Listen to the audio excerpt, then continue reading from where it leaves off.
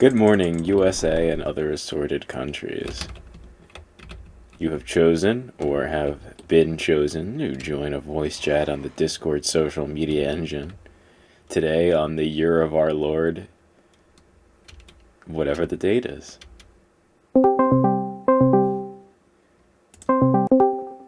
Good morning, good afternoon, good evening, and good night. Oh, over already? Yeah, looks like we're all here. The gang's all here. Meeting dismissed. All right, meeting adjourned. Ah, good one. Thanks for coming. Got a lot covered today. Yeah. See you all in, let's see, 5:13 p.m. this afternoon. Sound good? Alrighty, sounds excellent. Okay. Johnson, send me those minutes. All right. Yeah, I Alright. will. The bailiff has taken down the digits and everything, and at around 5:13 we'll reconvene back and we'll see if anything's changed. You got it. Okay. In the meantime, a lunch break. Yes. We will be serving calzone in the cafeteria, which is about 5 minutes away, which you may find quite distressing considering the implications that we'll meet back up here in a single minute.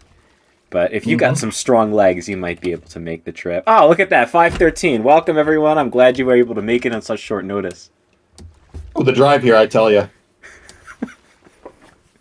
The traffic. What will Made it. I went to the cafeteria. I had those legs you were speaking about. You ate I them got in the some calzone. cafeteria? Or no.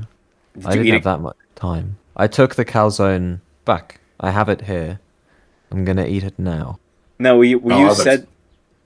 What you said to me was that you went to the cafeteria and you had those legs that I spoke of. Now that was a very ambiguous sentence, and it had many meanings associated It with was, admittedly. I think thought that too many perhaps- meanings. And you've in a way that I would describe as disingenuously interpreted I'm- it in the wrong of two ways. I am engaging with you on good faith, and I think that you strongly implied, very strongly implied, a causal relationship between you going to the cafeteria and you consuming someone's legs. And I thought that that was not appropriate. I possessed those legs you were talking about. Okay, well, Johnson, write that down. Let the court reflect that he did say those words in the way that he said them. You And got it. Thanks, Johnson. I'm glad you're so enthusiastic. This is why I hired you, Johnson. That kind of enthusiasm. Johnson, the stenographer, is there quacking away. Yeah, Big he's got smile on his face. he has what I call an unparalleled zeal for the position. It's infectious. It truly is. So what did everyone do if they did anything for Thanksgiving? I guess I'll go first. I went to the folks' place and pretty much ate food there. This year was French cuisine themed, so I made some French cheese puffs. Do you do a different themed cuisine every year? That's what you seem to be implying. Yep. Help spice things up, so Oh, nice. Is there like a list you go through, or do you just like draw straws or something? You vote on what you're gonna we do. just kind of just selected each year of like, what sounds good. That's fair. Some more inventive than others. That kind of tracks for you though as well, because I know you're a guy who likes his cuisine. Indeedy. What was it? I think last time, I don't remember if it was Thanksgiving or some other time, you made like a Homestar Runner styled meal or something. You had like I had had quote unquote December Listerine. Yep, Listerine and a rabbit with vegetables. It really did look like Listerine. I thought that was such a good idea. Yeah, you want to explain it? I mean, do you know Homestar Runner? No. Oh, it's an old Flash cartoon from I don't even know when. They put out videos kind of, I don't know, what, semi-regularly or something, but they always put out videos around like the holidays. And there was one, they didn't have Christmas, they had Decemberween. And there was one episode that went into like some traditions that happen around December ween, and one of them is that like they eat rabbit during that. And then that's like the main thing that happens. But in that same episode, there's mention that one character keeps giving another character a copy of Deep Impact as like his Decemberween gift. Every single year, he keeps giving him Deep Impact. And another one gets absolutely sloshed on Listerine.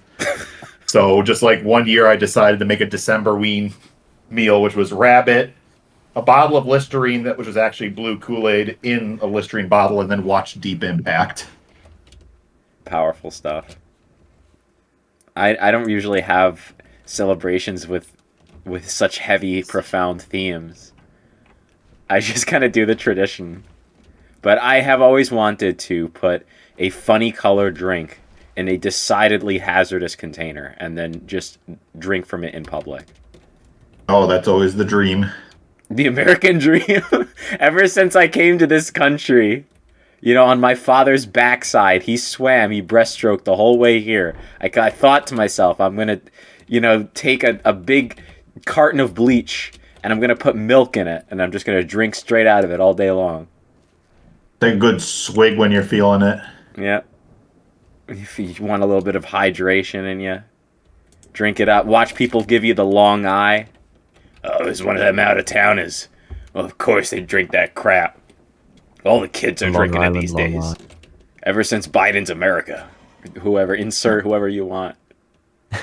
Biden's Bleach America. Biden's Bleach Initiative has been sweeping the nation.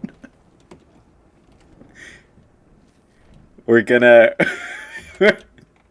No child left unbleached. We're bleach every child. Give free bleach to all our blue and white collar workers. We finally beat Medicare. We've done it. If you're selling bleach, pretty fucking good. A wonderful, heartfelt thank you to all the big fish and the fat cats in the corporate industry who are backing this momentous bill. And we promise free and clean bleach to all American citizens by the end of 2028. Thank you and God bless. Good bleach. FDA approved bleach. God bless America. It has all the stuff that you need to grow big and strong. America. I think he would. If bleach was around back when God existed, I think that he would have used it to its full potential. I like that comment implies he does not exist anymore. Like something happened to him. He lost access to bleach. Yeah. Can never get it back. God ran this whole Earth and universe on his computer, but he recently lost his password within the last few thousand years. So he hasn't been online in a very long time. Pretty embarrassing. Mm-hmm. So, Alec, did you do anything? No. I didn't. The only reason I knew Thanksgiving happened is because I saw messages on Discord. Because it doesn't happen. Literally nothing happens here. It's not a thing we have. Because you're one of them foreign folk. Yes. Pure dumb American thing. Do you have... I'm sure you have like holidays that we don't celebrate here, though. Because I know that in Canada they have Boxing Day, right? We have that, yeah. Okay, because we don't have that here. In the US of A. I didn't know this. So, all right, basically in my house, we did the usual. We got a turkey and all that, but my mother was telling this funny story because we moved houses, and this is the first Thanksgiving we've had at the new house. So they went to the store, they found a turkey, and she said that at the store, all the turkeys that they were selling were gigantic. They were like prehistoric compared to where we used to get them. So she almost couldn't lift some of the fucking turkeys that they had on the shelf. So I'm in the kitchen listening to this minute-long diatribe that she's going on about how big these turkeys are. And she's hyped this turkey up now that she brought home. She brought the smallest of the largest turkeys. So I go downstairs, and it's like a bowling ball and a half size of a turkey, which is like, relatively large. But I was expecting like fucking Big Bird from Sesame Street at that point. Finally met his end. Yeah. He made a foul and unfortunate end. And then I started thinking, just separately from all that, about the edibility of Sesame Street characters, because this is the kind of path my mind tends to take now. And I feel like Big Bird actually would be pretty tasty if you got your hands on him. It depends on what he's been eating. What does Big Bird eat, though? Like, what's his common prey item? Big seed. Big seed. He thinks The big seed. he doesn't The eat famous small big fried seed. seed. It's a kind of orphaned branch of an ecosystem left, like how you have avocados that used to be eaten by megafauna and now don't have anything that eats them to spread the seeds. It's just like there used to be lots of things like Big Bird and lots of plants that had big seed, but now it's just the one big seed plant, and then it's just Big Bird, and these two things form their tiny little self-contained ecosystem. How does this happen? Like, how does Big Bird keep it in his room, you think, or does he just have a special shrine where the plant tends to hang out and he visits it when he's feeling the hunger? Yeah, I think the latter. I think Big Bird worships it and has a kind of relationship with it in his head. Elmo, I love you, I respect you, I appreciate what you're doing here, but my first order of business will always be to the big seed. I am indebted to it, and I am loyal to its cause. You cannot supersede. Well, that's why he hallucinates about Snuffleupagus. It's just like the last bit of megafauna that he encountered before it went extinct. There used to be a whole species of them. Oh my god, the asteroid took so much from us. From him. So this is the asteroid that's responsible for this. It's not like just species dying out from increased predation by either other things or by man. No, the asteroid. No, the asteroid came and it took. Big Bird has been here since Big Boulder. Since Big Cretaceous, Big Jurassic. Big Cretaceous. That's what they want you to think. Big Cretaceous want you to think that Big Bird is a human invention. But if you look across at like other countries and that kind of stuff, they have their own big birds that shows the expanse of this family. Well, they dug up Big Bird bones, I think, in the Indus River Valley. Yeah, and they found cave paintings all over the place of Big Bird-like creatures. And today, if you look around, we find lots of things that are very similar to Big Bird, but at different stages of evolution. So we've got a kind of snapshot. It's amazing how life has adapted. It is, and then there's Big Seed. You gotta give it its due, But I'm starting to wonder about Big Seed. We still have Big Seed. We could probably propagate it if we had the right tools. I'm just wondering why no one has yet. We've propagated avocado. It's quite delicious. It's good for you. Because Big Bird won't let anyone at the thing. You have to go through him if you want to get to the plant. And he's formidable when he wants to be. How do you think he's lived this long? He's outlasted everyone else. He knows things that they don't. He has access to techniques. The Big Seed gives him certain vital energies that he can release on command.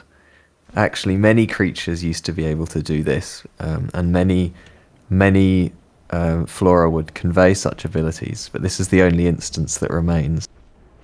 It was a better time. Ancient primal essence. Yeah. The essential oil.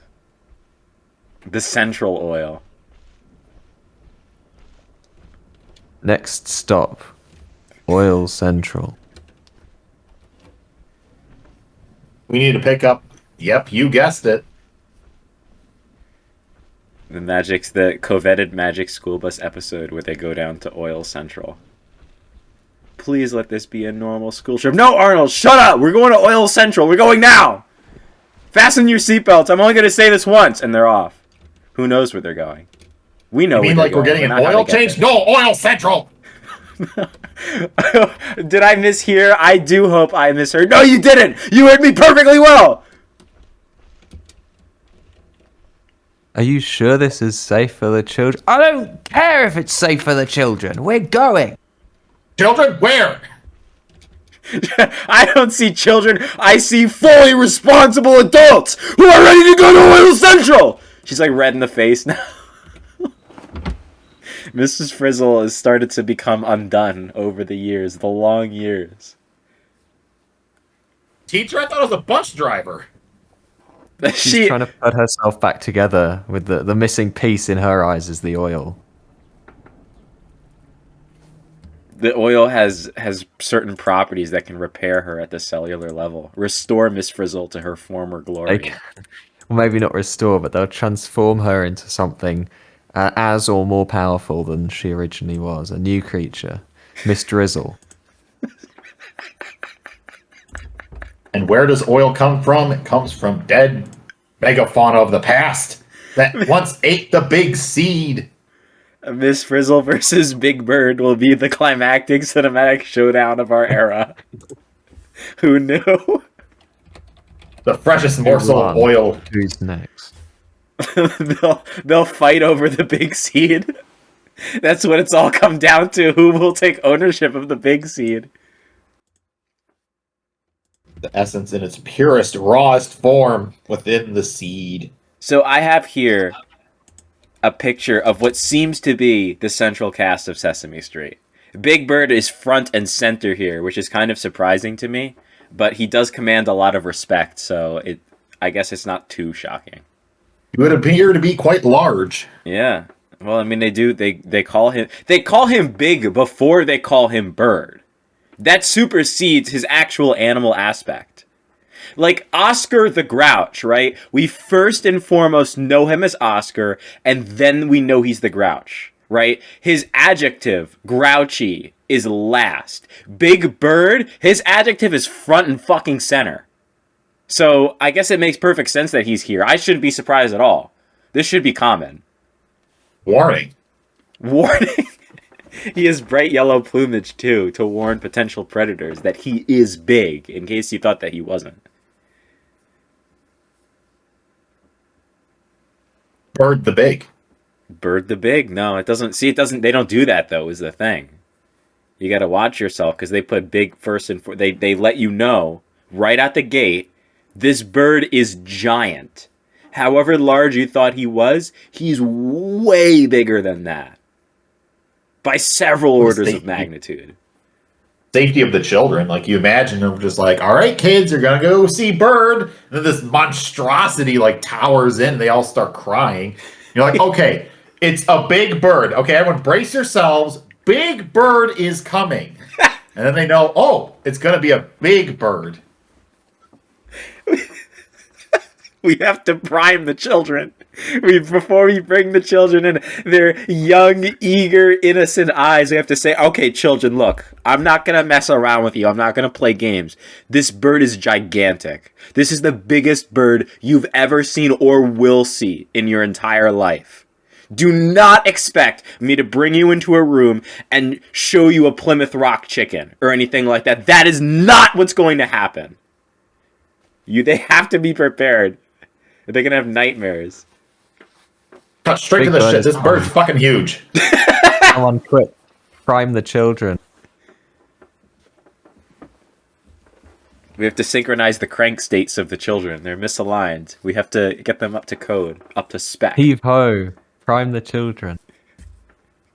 We're not talking turkey size or any of that, or like eagle size. We are talking big. Big. You would be lucky if the top of your head came up to the end of his leg. Okay? His thigh is higher than your eye. It's a neat little rhyme here. Write that down. That's going to be on the They test. could Get that kick your head Write off. it down in your copybook. A test will be run at the end of the class. It's a multi-stage cognitive capacity test that progressively gets more difficult as it continues. This thing could crack open your skull with its beak. So this is why we're telling you ahead of time how big it is so you don't be scared of it. Now that you know its size, there's nothing to be afraid of. Note the size of the bird. Is it small, regular, or big? I always do terrible at these parts of the test. Oh, man. If you're not sure, use your eyes. If you're not sure, get better. Is it just me, Don't or I'm be gonna such guess- a pee piss piss baby. is it just me, or does Oscar kind of look like he's giving the finger in this photo? Just a little. Does. There's like a node coming up off of his hand there, and he's giving you an expression Little that bit. does look like the expression of someone who is giving you the finger. Giving you the spike finger. Yeah. You could be at the end of this bad boy, he's saying. Watch out. It's a little shiv. I throw a He mean is one quite around. Grouch. You think you're the first guy to try to take my trash can from me? You're not the first, and you ain't gonna be the last. That's what he said. Why do you think I'm on the streets? I've been to prison. The state won't let me take out a mortgage. They know my credit rating is 0. It's a flat 0. It's not 110 or anything like that. No, it's almost in the negatives. It's, as we say, garbage. Prison system didn't rehabilitate me and just dumped me out in the street. I can't get a job. But you know, I get the last laugh. I get the last laugh because to me, the streets, the city is my home. And a man who enjoys filth and garbage can live like a king in this world. I shit on the sidewalk and you can't do anything about it. It's my sidewalk, and I'll fight you tooth and nail for that shit. Figuratively and literally. You're walking down the street and Oscar comes up and he's like, yo, you looking pretty confident for someone walking down my sidewalk with my money in your pocket. and then he shows you the spike. He brings out the spike. He's like, see this? This is how I get what I want. You pick it up when I'm putting down? You pick it up when I'm throwing away? Walking around with my shit on your shoes. Yeah, you stepped in that. Oh, I'm sorry. Did I say my shit on your shoes? I mean my shit on my shoe. He's claimed it now. He's claimed your things for his own. Look me in the eyes and say that you want those shoes still. After what's been on them? Oh, That's they're never going in coming off. The garbage. smell. It's going to be there The longer than garbage you is are. my domain.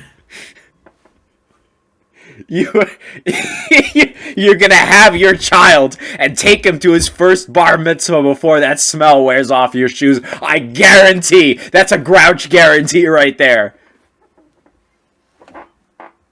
Just imagine what I've been eating. I don't think you can. I think most people lack the capacity to imagine. Can't imagine what I've been eating. And get off my sidewalk and leave your shoes behind. And perhaps I will be merciful. It's actually a trick. He's trying to get you to step on the sidewalk with your bare feet so he can claim you. Yeah. I was worried about that. I was thinking about that. If you hit anything else on the way out while you're barefoot, he'll just show up again. And this time you won't be getting away so easily. The con. If you're The lucky... spike will come up. Spike will... You see this? It's bad news for you. This is what I call an omen. An omen? An omen, yes. Olman. Get it down. Note it down. Note it down. Put that in your notebook. There will be This a is test my here. omen. This is what your taxpayer money goes to. Is that a Now real you learned thing? some today, kids. Learn about almonds. I'm gonna look up Ullman. That sounds like it should be a real word. Not a man alive has avoided my Ullman. No, it's not. It's not a real thing. Go figure. But it could be. It totally could be. They don't want you to know about Oscar giving people the Ullman. Ullman. Ullman. Oscar Ullman. That's his full name, Oscar Ullman. His last name is Ullman. He comes from a long line of Ullmans. I thought it was the. Well, that's the name he's taken, not the name he was given.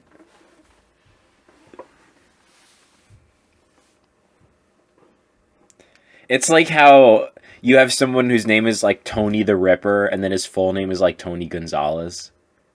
But nobody calls him Tony. Everyone in the industry calls him Ripper. Everyone here, they call him Grouch. It's a sign of respect. The old Grouch. Hanging around the old parkway. Who is the cyan one next to him? I don't know that one. I've never seen them before. I think that and like the pink one are like more recent additions. I guess so, but I wonder who they are. I mean, you got your classics. You got Elmo. You got Bert, Ernie. I don't know. I still don't know which one is which. I think Ernie's the tall one, right? Bert's the tall one. Ernie's the orange one. Oh my God, I failed. You failed. I failed the test. I'm sorry. Give me another chance. I can do better. To Oil Central, where you'll spend the rest of your days. Oh man. Next thing you're going to tell me that bird in the picture there is medium. All right. Well, the cyan one apparently is called Rosita, who is a bilingual monster who appeared on Sesame Street in 1991. What does her ability to speak two languages make her a monster? I don't know, but that's what Muppet Wiki says. So I'll take them at their word. Very progressive for you, Sesame Street bilingual monster. Everybody run, it's some kind of bilingual monster. Who knows what it's going to say next? God, well, it can say at most in 2 different languages, but we don't know what those languages are! Could be anything. Languages you've never heard before that split your skull down the middle. Well, only a fool would assume one of them's English. Yeah. Maybe if we're lucky, one of them is Russian. So there's a limit to how much she can actually say. You can prepare. Yeah. It must suck though to only be able to speak Russian but not be able to engage in the Russian body language, which makes up about 98% of their language. That's way too hard for a puppeteer. Yeah. It's very limiting. Russian puppetry is setting fiercely yourself up for mechanical. failure.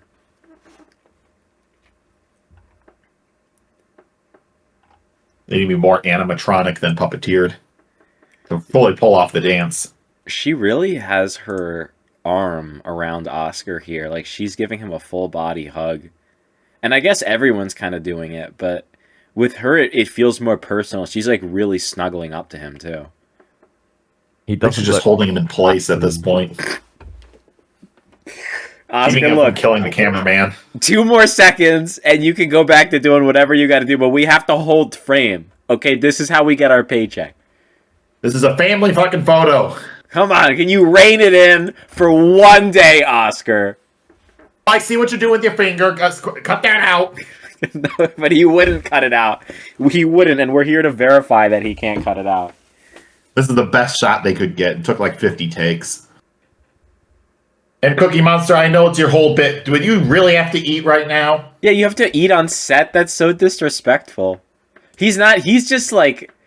He could have at least swallowed it, before shoot. He's just holding it there. He's sucking on it, I think. The crumbs are getting to my hair.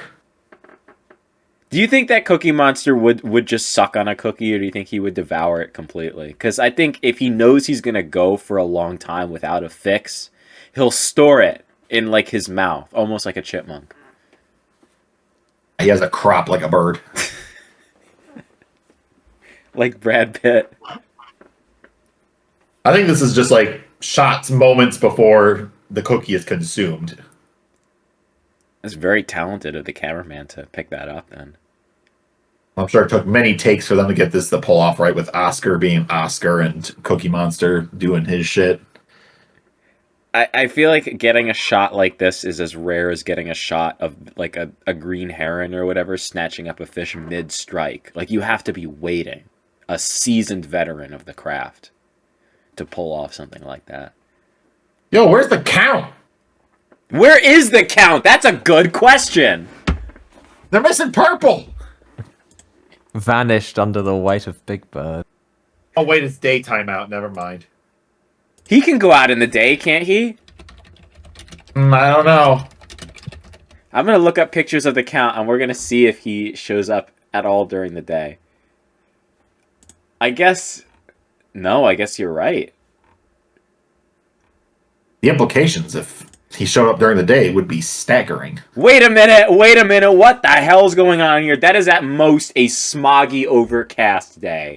But that is a day nonetheless. Maybe they're playing fast and loose with the rules here, that if it's like cloudy enough that it blocks enough sunlight. Maybe the numbers protect him. I don't know. He's clearly not your traditional vampire. He's figured out the exact equations necessary to defeat the sun. He knows, well, the wind is the angle of the wind is this much, and the average lumens is this much. The ultraviolet level is within acceptable boundaries. I will go outside today and talk about numbers. And that's exactly what he does. He's figured it out. He actually has a PhD, but he just has to dumb it down because he's on a kid's show. He does look like someone who has a PhD. I'm not going to lie. He looks incredibly educated. Like, look at this photo. Don't mind. Okay, so he is more purple than I thought. I was looking at those first pictures, and I was like, why is he more pink? I thought he was purple, but then here we go. He looks like someone who possesses rare and valuable arcane knowledge. The matters of physics, trigonometry, algebra. The whole 9 yards. He can tell you exactly how the Roman Empire fell. He can tell you that it was a combination of different factors, and he knows every single one. A brief bit of pottery, but that was just for fun. More of an elective. He's an immortal man. He's done many things over the course of his life. His lustrous existence. Got to dabble in a little bit of that in this. Oh my god, I didn't even see a global feathered family picture that you posted here. There really are a lot. There's like green. I like Greenbird. Greenbird is just like color swapped Big Bird at this point. He's Broccoli Bird. Rich family that they got. It's shown of all the different species under the big bird. Biggest bird. The bottom middle one is stunted, I think. Yeah, he's Highland dwarfism probably. He's got a beak for cracking open seeds. He lived on an island with no major predators and thus lost the ability to fly. Though I guess they all kind of did. Well, Big Bird makes up for not being able to fly by having supreme girth and weight. I don't think many predators would willingly take him on. I mean, look at this. Look at this. He has to stoop in this photo to be even close to the level of the children. You see that? Oh, such easy prey. Take that in. Look at that. He's eyeing the child too. He's sizing the child up. He's trying to see if the child's a threat. I think he'll find the child is not, though. Very few things are. Big Bird usually finds that the child is not a threat, but they've set this up in an act of either malice or supreme unforesightfulness.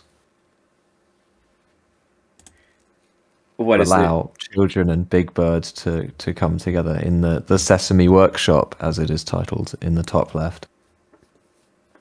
Is this bad? I thought it was fine. I mean, Big Bird doesn't sense a threat. He's not liable to react. No, but he's unpredictable. You never know. This species doesn't do as well with children. I think that Big Bird's fairly Oh, that one. Oh my god, that one's very bad. What is this? What have you... What did you just send? Is this AI? No, that's Garibaldo. Big Bird's cousin from, I think, Brazil. Garibaldo. Let me look that up. Oh, that's amazing. I have learned something new today. Yeah, this one I don't think don't look so inspiring as that one. Most of them look just like a kind of wet, bedraggled version of Big Bird. Yeah, but then this guy, look at him. Look at him hold the T. A T or a crucifix? A crucifix, but the head is gone. That's very important that the head is gone. He doesn't need the head. For the children. He eats the head. There's no spot for the head because the head doesn't exist by the time he's through with whoever he's going to crucify. It's child-sized. A warning to the others. I really like this photo too. This one looks very candid. They caught him in the dressing room at 2 a.m. No one was supposed to see him. She wants to come in. Being very polite. They have to ask permission to enter. They should ask permission to enter. I mean, if you freak a bird like Garibaldo out, who knows what can happen? He pecks first and he asks questions later. If he asks more than an eye.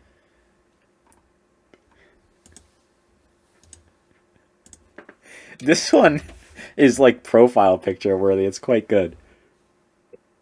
The grainy foot, the grain on it adds a It really does.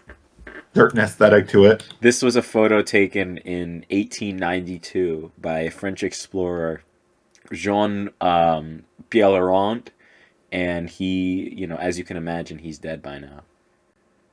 Not because of this. Old age, obviously, but he would. He remarked he's that old. the creature What do you looked quite expect? different. Here they actually had to acknowledge it. Yeah. Although, this is Big Bird saying he may look scary, but he's one of the nicest birds I know. So, I don't know if we can necessarily take Big Bird at his word. He could just be defending one of his own. True. He's nice to you, Big Bird. What about the rest of us? As aggressive as he may be, he still recognizes Big Bird as the head honcho. Respect family. Everything else, fuck it. Do you think he has command over his balloons? I think he's definitely looking at them with an intensity that suggests that he does. He has some kind of power over them. At least yearns for it. I don't know if he physically has power over them, but I think that he believes that he has power over them. He operates purely on confirmation bias. When he sees the balloons move in the way that he wants them to move, he thinks, so I do really have power over them. It's like the king in The Little Prince. How the king's like, oh yeah, I can make all these things do whatever I want, but only when conditions are favorable. If I ask the sunset to set at 10 a.m., it won't do such a thing. That's an entirely unreasonable request. But if I command the sun to set at 7 p.m., it absolutely will. My authority is unquestioned. He applies that same logic. I'll only ask the balloons to do that which they would probably do otherwise.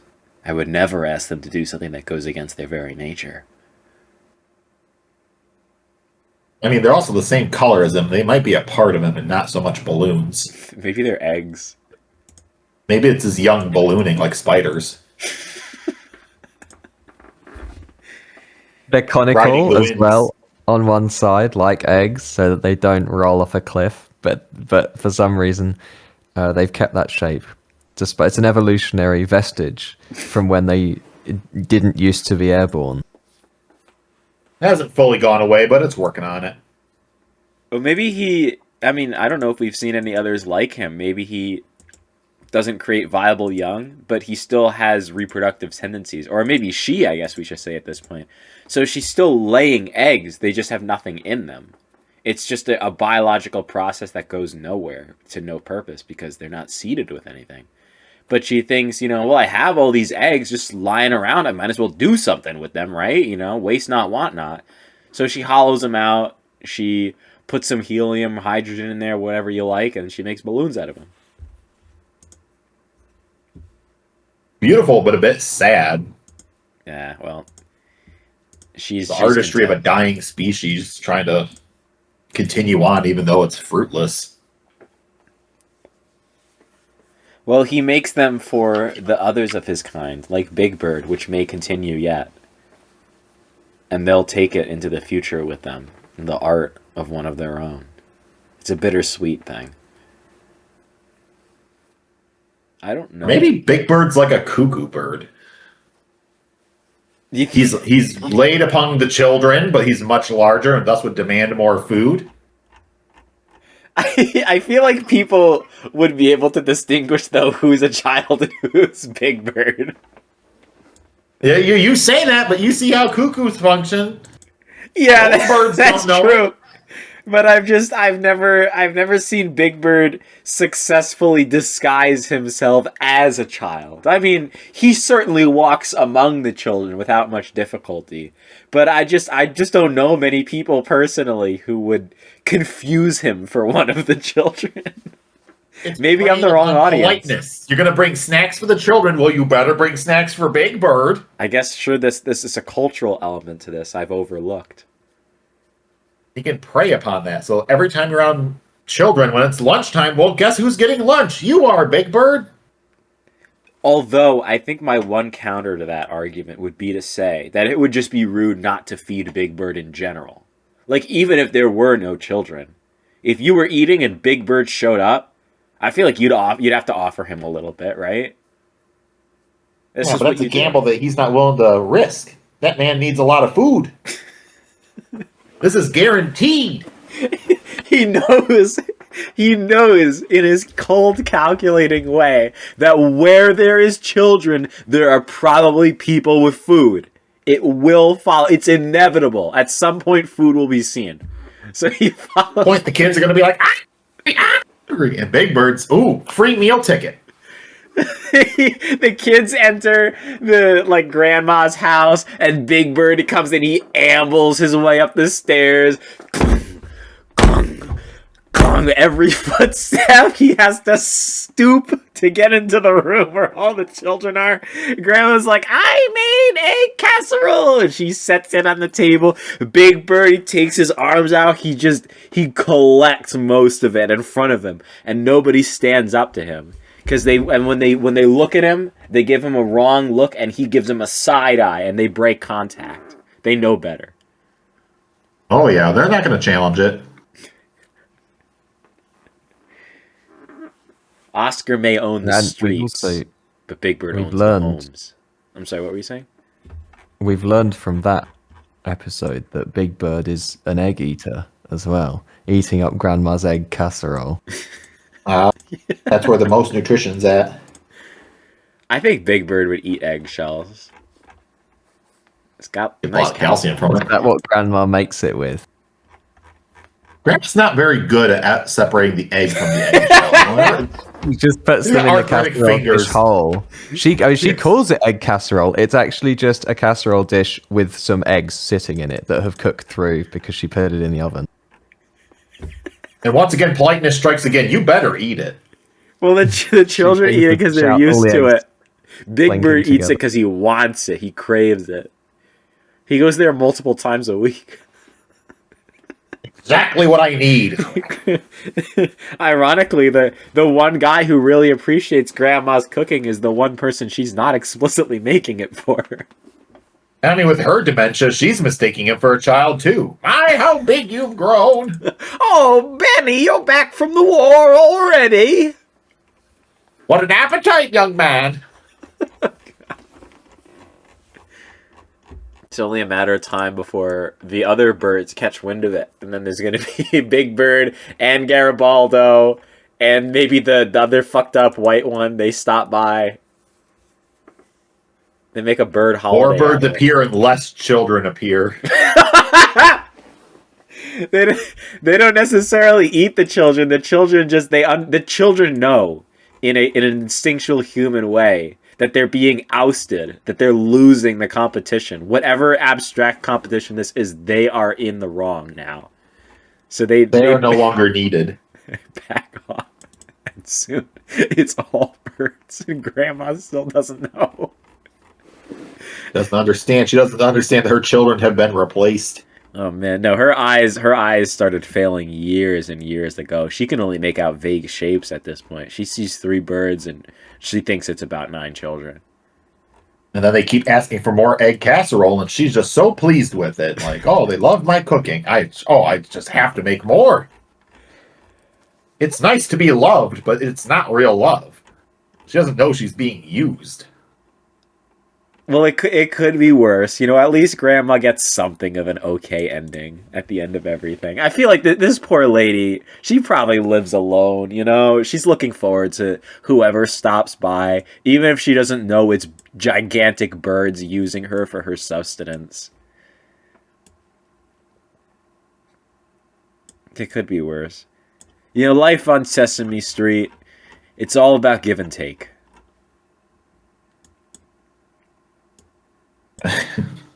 And when Big Bird's vulture cousin shows up, that's a whole lot of taken. Oh no, that's the last time they show up at that house.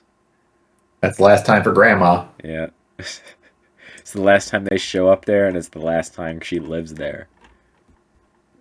But that's just that's more of an unintended side effect, I think, than anything else. I don't think Big Bird knows that's going to happen. Do they have an actual vulture relative, or did you just say that for the joke? That one I just made up. It would be pretty funny. I'd imagine one of those species has to be a scavenger. Eats big bone from the skeletons of other creatures that are left behind. Like Snuffleupagus. There are birds that do that. Which I always thought was really cool. Did I tell you about that already? I think I did. Or the bearded vulture? Yeah, there's the bird that just eats bones, and it has acid strong enough to dissolve them. It doesn't even do anything with marrow. It just eats the whole frickin' thing. Yep. Drops it, breaks it, swallows it. They also smear, I don't remember whether it's blood or just something less entertaining, like dirt on themselves to make their neck feathers bright orange or bright red. It's like clay dust or something. I mean, unfortunately, not blood. It kind of makes them look like a sulfur-crested cockatoo. Similar colors. Another disguise. Oh, those birds. They're always trying to do something clever. Pulling fast ones. Family raised upon deception.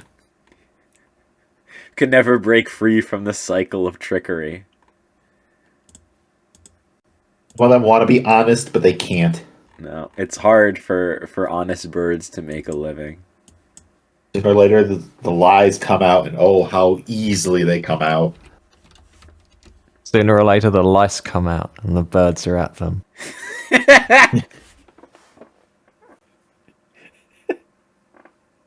Speaking of bird deception, did you know that some seagulls are adapting to prey on pigeons? I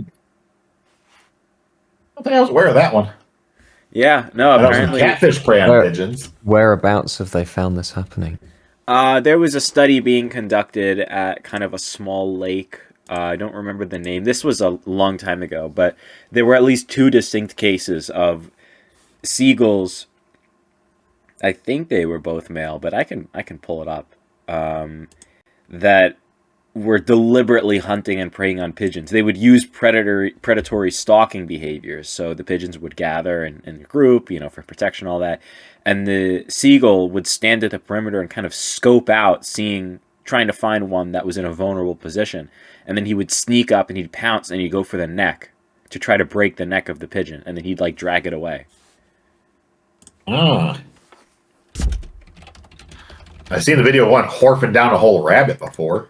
Yeah, they're opportunistic creatures, so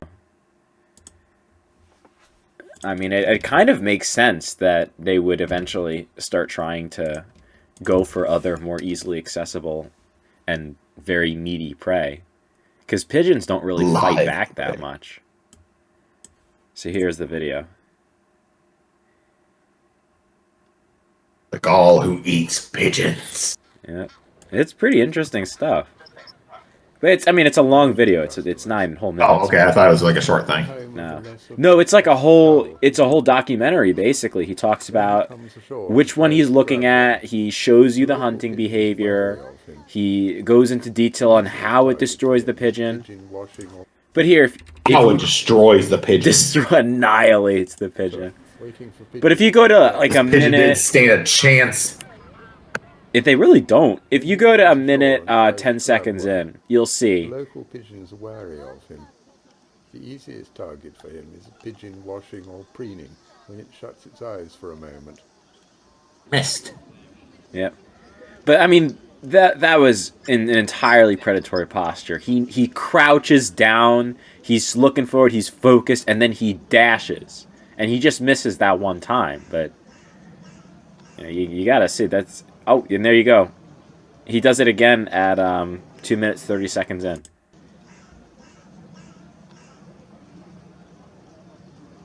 .240, he's got one. I'm getting there soon. Yeah.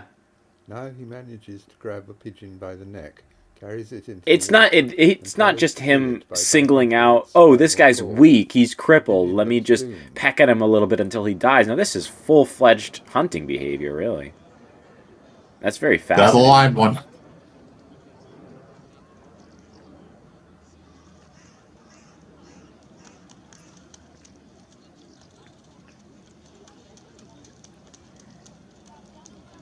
It does kind of make sense, though. Seagulls are pretty robust birds, all things considered. Far more robust than a pigeon. So he failed on that hunt. Oh, what got away? Amazingly, I didn't even... Yeah. To get to it soon. Yeah, he gets away. Seems like they're having a hard time finishing the job. Yeah, I guess they're not really built for finishing it, is the thing. But, oh my god, he's trying. Yeah, he tries all right. And he does get one, I think, at the end. Yeah, I'm skipping around and I'm seeing him like get like small ones.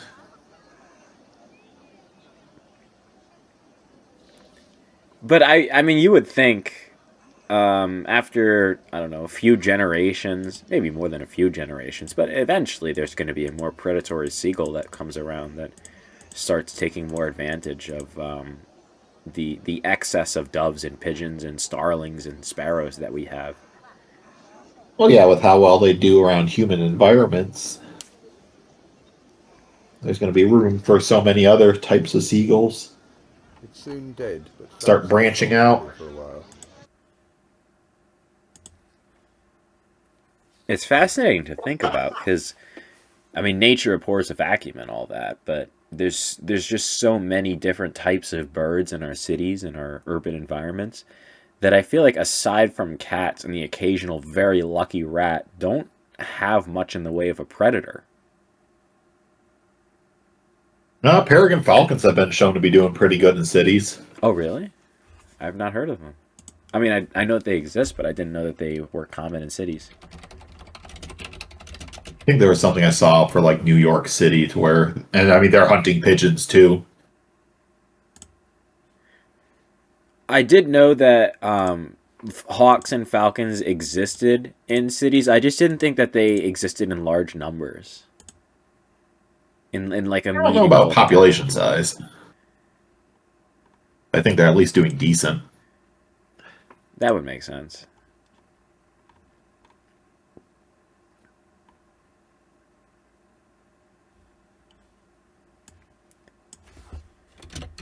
I'm gonna look up. I like the narration of this video. What'd you say? I like the narration of this video. You're breaking up. That's Something about the narration. He's enjoying it. It just, for some reason, occasionally I press push to talk, and instead of going, okay, while you are holding this key, I will transmit your voice, it goes on, off, on, off, on, off, on, off, on, off, and you get tiny little fragments of it. The warble. The warble, yeah. I like the narration of that video. Yeah, I mean... Ralph has seen this many times. Yeah, he projects a very strong air of knowing He exactly drags what it he's into talking the about. water He and has tries to familiarity with the kill it subject. by biting through its spinal cord. He knows his seagulls. He's seen them all. Seen it trying to paralyze a pigeon many a time. The local pigeons are wary of him. As they should be.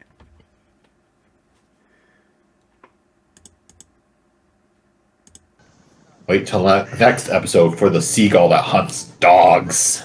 Oh yeah, and then at 5:17, that's a duck I think he's going Often after the now. gull eats his pigeon on the edge of the shore, where it's easier The to peg it greed. and still take it into the water. Boundless.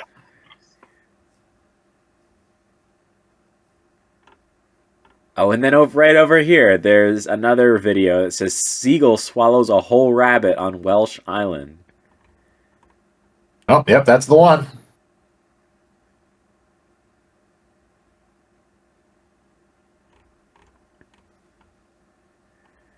And then there's a video of a pelican trying to eat a pigeon, which I've seen. He really struggles to do it. He's far less adapted to it.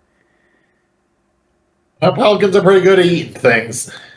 Yeah, he's struggling with the pigeon because pigeons do not have a proper body shape to be swallowed whole. They have all these protrusions. Fish are easy. They're slippery already by default. They're meant to be slippery. It's an evolutionary advantage for them. Birds, not so much. Well, there's those, what is it? They go after, like, flamingos or something? There is one colony of pelicans that go after, like, some breeding ground for a bird, and they just, like, go after their chicks. That I didn't They're know bigger about. because they can just pick around the adults and then just, like, eat the babies.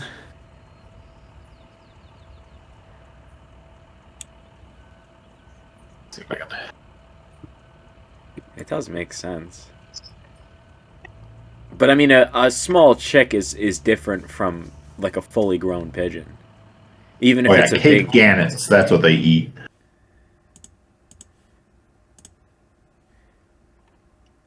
I know the Arctic squaw also harasses penguins during the mating season and tries to go after chicks. But that's not as interesting because pelicans are just very cool birds. But they're big birds too. Have you seen them? Oh, yeah. That's how they get away with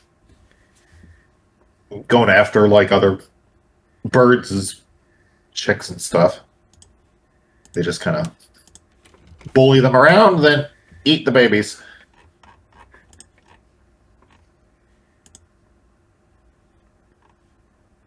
Yeah, I mean, most of them is beak, but the rest of them ain't too shabby either. You'd be hard pressed to tackle a bird like that, or if that bird wanted to tackle you. This is around the size of bird that I think is large enough to make a human back away, at least an inexperienced human, if they went at you. I mean, they can hit you hard with their wings. I don't doubt it. I don't feel like they'd be able to peck you too badly, but they could beat you a little. These ones, not so much. They don't really have the point to them that doesn't exactly spear or skewer. They're so top heavy. I don't know how they do it. Awkwardly. They waddle.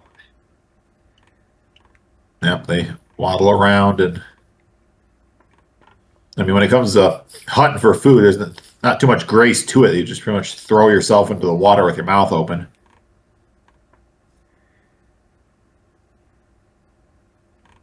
I don't know how some of these seabirds do it.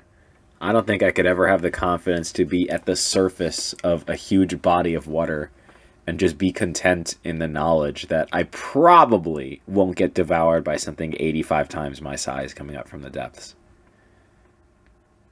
Unfortunately, there are fish that totally eat seabirds. Yeah. But that, I mean, you have to risk your life in that capacity every single day. I mean, Oh, for sure. on the surface in the water, sure. I mean, you have to deal with threats, but it's not usually often that your method of securing food for yourself places you in such an odd environment that's kind of counterintuitive to you, and so much more intuitive for all of your potential predators. You're in their territory now. And then if you wanted to eat a seabird and while it was diving, it wouldn't even be that hard. I mean, they can be quick, but they're not as quick as something naturally adapted to be in there over millions of years of evolution.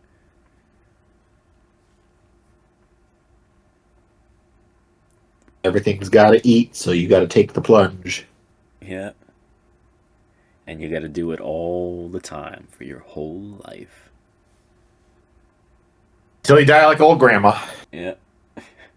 Old grandma poached, and then her eggs were made into a casserole for Big Bird. Using her own recipe. The tides took you once more, my friend. Oh, for God's sake. What? Why? He speaks in the forbidden tongue, you bilingual monster. He's rapidly oscillating between his two spoken languages. Yeah, my language of words and my language of silence. Why? Why does this happen? The way of silent speaking. Silence is golden, whereas speaking is merely silver. That's why they call it the silver tongue. Or does the tongue that doesn't move? Yes. Gold. Because it's made of silver. I mean, what'd you expect? Golden. It's a famous quote. Golden is the tongue which does not move.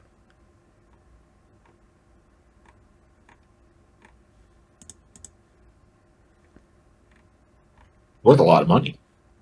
If you can get your hands on one. That's the problem, though. As soon as you remove it, you've made it move. You yourself have moved it and decreased its resale value. That was Willy Wonka's first failed attempt of trying to find the golden tongue, and nobody wanted that. So, golden ticket it is. Why was he trying to find the golden tongue? Have the kids find the golden tongue to tour his factory. Oh, I see. So they're like, I don't want to find a golden tongue in my candy bar. Indiana Jones and the Golden Tongue. And in order to throw people off the scent, you just throw in regular tongues into your candy bar, and you're like, oh, that's just a regular tongue, not a gold tongue. Oh, Wonka, he's slipping. He's falling behind the times. He's using regular tongues now. At the very least, he could have sprung for a bronze tongue or two. These are just garden variety, stock tongues. I don't want to hear of it. My chocolate-covered tongue is made of cow tongue. It's actually chicken. It's processed chicken in the shape of a tongue. You're being cheated. Oh, all the things he cuts for a cheap buck. Yep. And he's definitely not beating those monkey tongue allegations either. People thought it was a rhesus monkey instead of a human.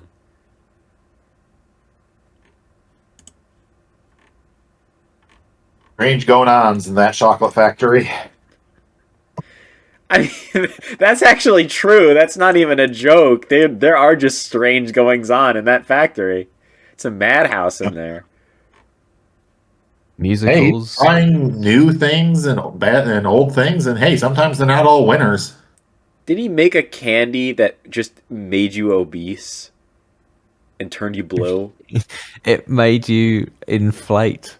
I don't know whether it was what the mechanism was, whether it was a gas or a sudden increase in your liquid content or what. That was an accidental side effect of one of his candies of turning you into a blueberry, but unfortunately, once he learned that he could turn humans into giant blueberries full of human blueberry juice, looks like a new product's on the line. Because the dessert, it was the chewing gum that tastes like a meal, and then she got to the dessert bit of it, and the blueberry made her blueberry, and then Wonka was all, oh, I guess we'll have to squeeze her back down to normal. Yeah, but he's not gonna just like pour that juice down the drain. He's gonna use it. No. He's collecting He's in gonna his drink fucking every cauldron. drop himself. He puts it in multiple bottles, and he wakes up in the morning and he makes an ointment out of it, and he puts it on his skin so he can stay youthful. Golden blueberry juice. The key to my immortality. The wrinkles just fade away. Dude, more children must be collected to be turned into blueberries. It's all part of his sick game. Willy Wonka. He treads a fine line. He never quite causes children to go missing. He doesn't murder them. He's not that kind of guy. But he's had a checkered past for sure. He staved off the hunger for now, but we don't know when it's going to finally consume him. People, forgive him.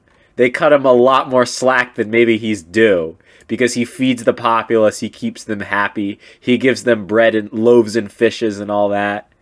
But one of these days, the IRS or someone is going to come after him, and he's not going to be able to weasel his way out of it.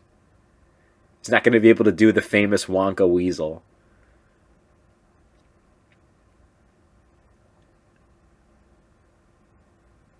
You know what they say? A Wonka weasel keeps the doctor in diesel. That was another product that didn't go too well for him, the Wonka Weasel. And the Wonka Diesel. Yep. Both of those, they were flagship products. They didn't They do ran that. all of their fleet of company cars on Wonka Diesel. It's diesel that smells like candy. Smell it, kids. Smell it. Pop it from a rag. The problem is, it came out of the exhaust also smelling like candy. So the children would flock around the pipes while the cars were idling, and they'd stick their heads in the exhaust. Even when the cars were moving, there'd be a wake of children falling over themselves to catch up with the car, and then Big Bird occasionally swoops by and picks one off. Big Bird hangs out on the perimeter, but I don't think he goes close because he knows, with a sort of animal prowess, that is not in fact food. It is car exhaust, and it's very poisonous. But it will lure the food. It will. He hangs around the food. But the children, sometimes they get overzealous. They breathe in a nice lungful of the Wonka Diesel. And they slow down, they slump over, they kind of fall into the street. And it's not safe for children to be unconscious in the street, generally, as a rule of thumb. Perfect pickings. Yeah, less careful drivers and Big Bird's vulture cousin tend to come by and pick them off. Seagulls as well, and wolf eels are evolving to pick off these children in great numbers. I'm not even mentioning all the kids who wanted to get a taste while the garage door was still closed. Some of the No, kids... little Timmy, you need fresh air. You can't... No! He overdosed on Wonka Diesel. It's a shameful way to go out. Smells so good. The mistakes made when trying to make new product. Oh my god. That was a genuine instance of being garbulated. I heard about 3 pixels come through there. I missed it. Pure gobulation. It waited until my back was turned to expose itself. Dear God. There's more. No. Oh, I love this picture. I still have just a bunch of pelicans on my screen right now. And this one, they're doing some kind of pelican ritual. They're summoning something. They are. Summoning a 4th pelican. They're all turned to the sky. The leader has his wings spread. The one on the left is kind of spreading. The one on the right, he's got them tucked in. Okay, he's more reserved. And they're ready. And one day they will ascend. They will. Because they can fly. They're birds. Yeah. The sky will be ours. But not today.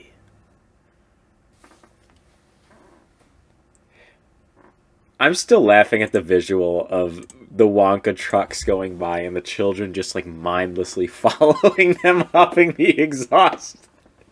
Children from the homes as they go down the suburbs, doors are opening and children are wandering into the wake of the truck. There's this huge crowd. It looks like they're protesting.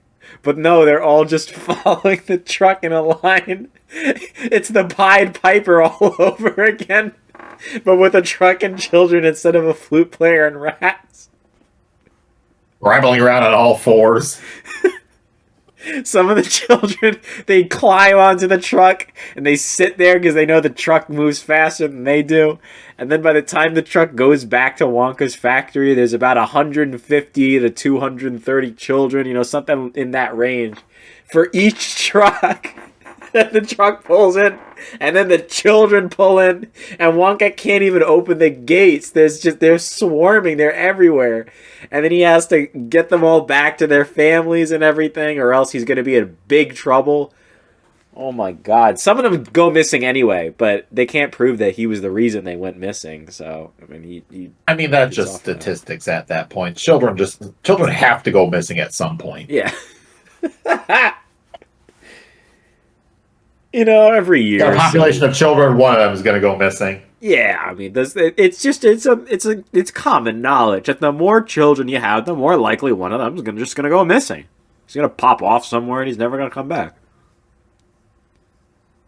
The selfish herd strategy there, to where you just have so many children, it's a high chance it's not you that's going to go missing. The children are born with a deep-seated inner core knowledge that they may go missing through various circumstances, and they band together to minimize that chance as much as possible. Someone's going to go missing, but, you know, if there's more people, it's less likely it's going to be you.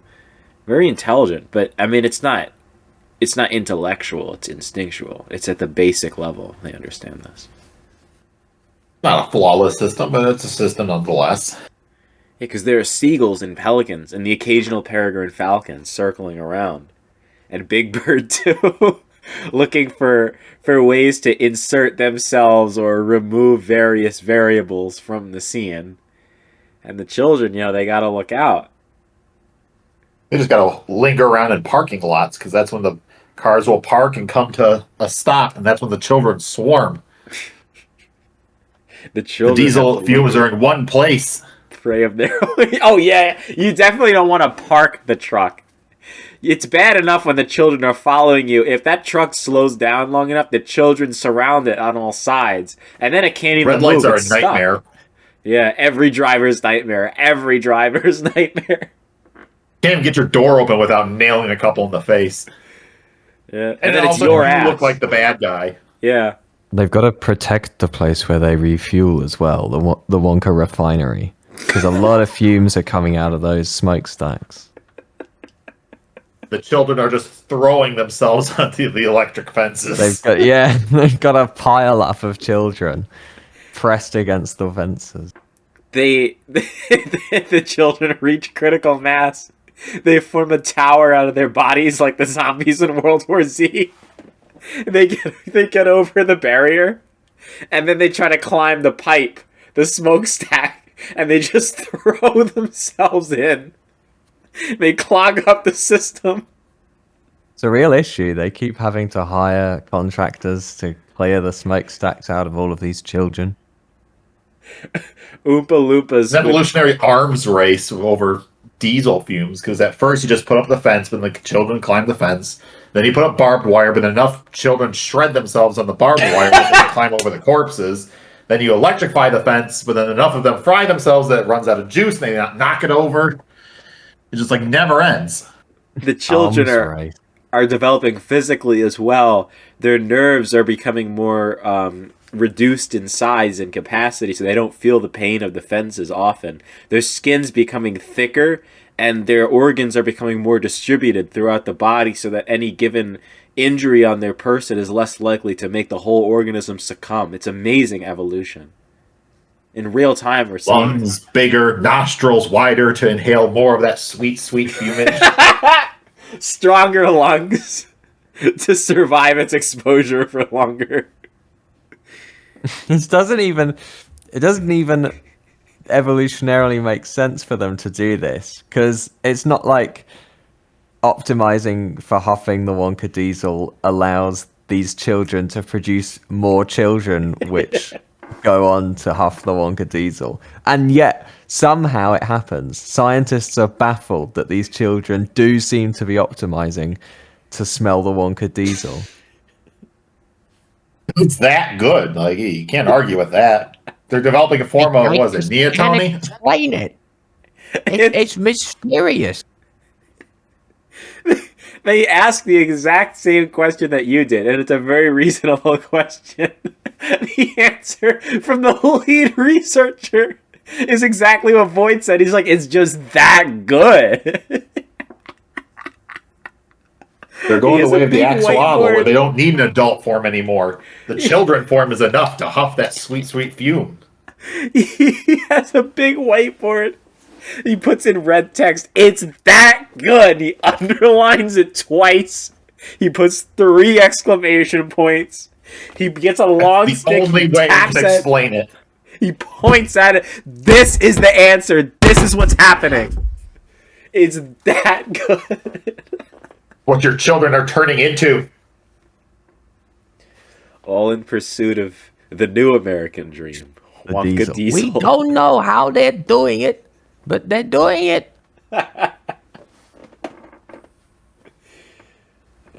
Who is this? Who is this person now? Cornelius? Professor Cornelius the Cornelius scientist. is Yeah. coming in for his 2 cents. They're optimizing to smell the fumes down the gullet. It almost sounds like an older Gilbert Godfrey. 2 years ago, the Godfrey, children could only handle well, a couple of puffs here and there, but He's now been in the field, so this iteration of Gilbert Gottfried has exposed himself accidentally to some of the Wonka Diesel in the pursuit of science. it grows you ragged. It's not good for the adults, but the children, whew. My lungs have taken a beating. Oh, the pursuit of science. All in the pursuit of... Excuse me. All in the pursuit of science. I can't do it. They're So would you. children. They're multiplying. We don't We don't know even know how where they're coming from. doing it. If this keeps up, by 2027, we'll have about 87 million children in this city alone. We gotta do something about this. We gotta tell Wonka to stop making Wonka Diesel. Sign my petition today. Producing more diesel.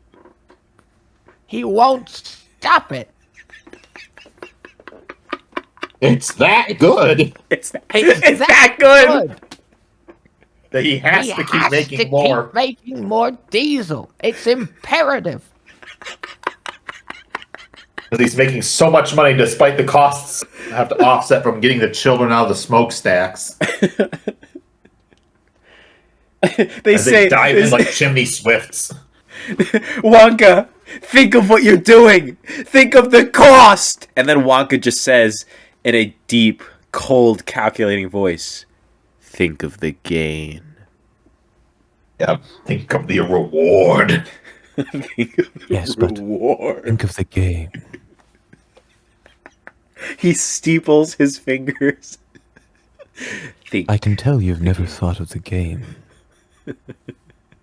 2 graphs he stares at. One of them is child casualties, which is skyrocketing. But profits! Ooh, buddy, my look God. at those go. Straight line, hard diagonal, upwards motion, and on the one axis it just says children, on the other axis it says diesel. It's not clear. what he means by this.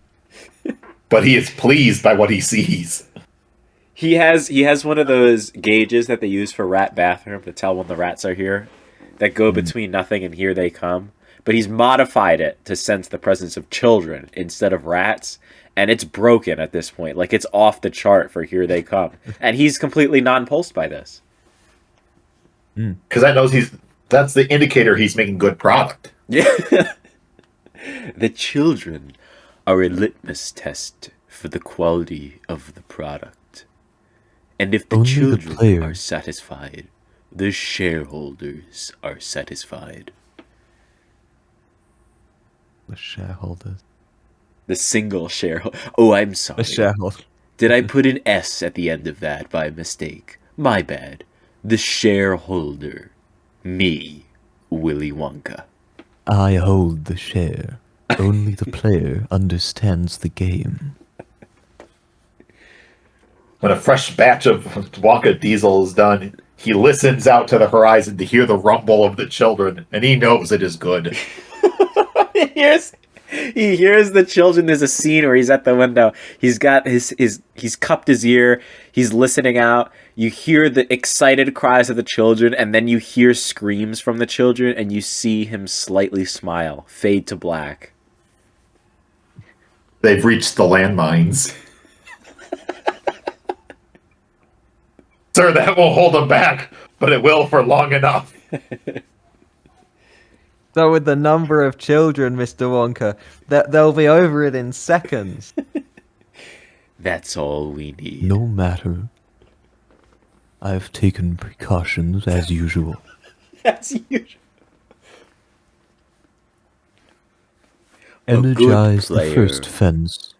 A good player understands the game, but a master reinvents it. He presses a button. We don't know what it does. It's just the speech. Don't know. Nobody knows what it does, except presumably him. Oh, the children will reach the factory soon. They'll But know. I won't be here for it, unlike you, line of- Oompa Loompa. The Oompa Loompas file out from a hatch in the side of the factory, all of them in tactical gear with assault rifles. Take the shot. Willy Wonka's newest product, bullet. The candied Wonka bullet. It tastes so good. The impact children of try to- flavor the straight to children- your mouth. They jump, they try to catch it in their mouth. Yum, cherry, cut it. It actually has the reverse effect because they evolved to be able to withstand like 2 or 3 shots of it. So it actually just speeds them up, and the crest of the wave comes forward and dies faster and makes a bridge for the ones behind. They have to. They have to Release the keep molten chocolate at the walls. He's coming out with candy crushers and tangerine tanks and all kinds of things, licorice rockets, and the children they're growing to and developing to overcome all of these. But Wonka benefits from this too because he obtains research. He learns how to further refine his product, further hone it. What will happen when he releases the sour warhead? We don't know. Oh my God, we God. don't know.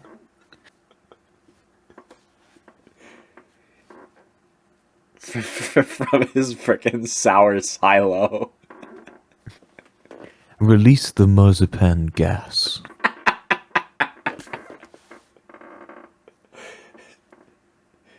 They're dropping from the sweetness, but they're not dropping fast enough. Their lungs adapted to inhaling those fumes are helping them power through it. These are some ferocious children. Yeah. They're evolving faster than we could have ever anticipated. Fear not. We're not out of options yet.